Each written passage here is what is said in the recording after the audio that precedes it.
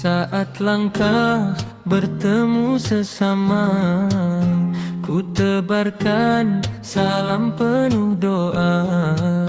Bukan hanya kata di bibir, namun niat tulus dari hati.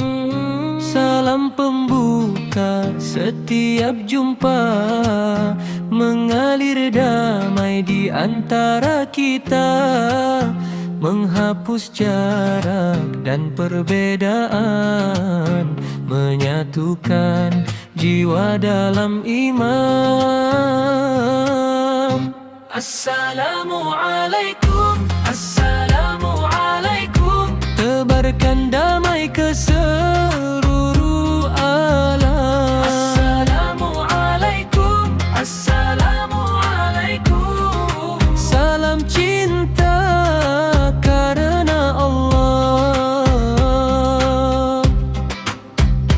Di rumah, jalan dan masjid, salam hidupkan sunnah Nabi.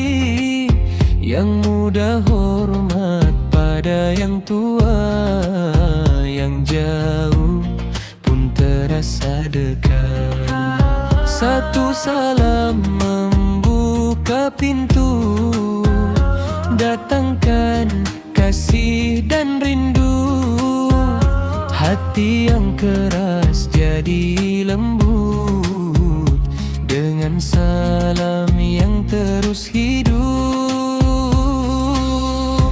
Assalamualaikum, Assalamualaikum, tebarkan damai ke seluruh alam. Assalamualaikum, Assalamualaikum, salam cinta karena Allah.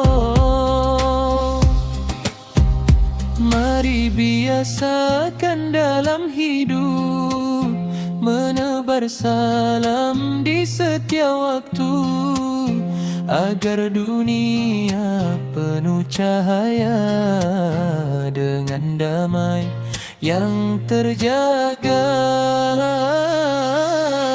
Assalamualaikum.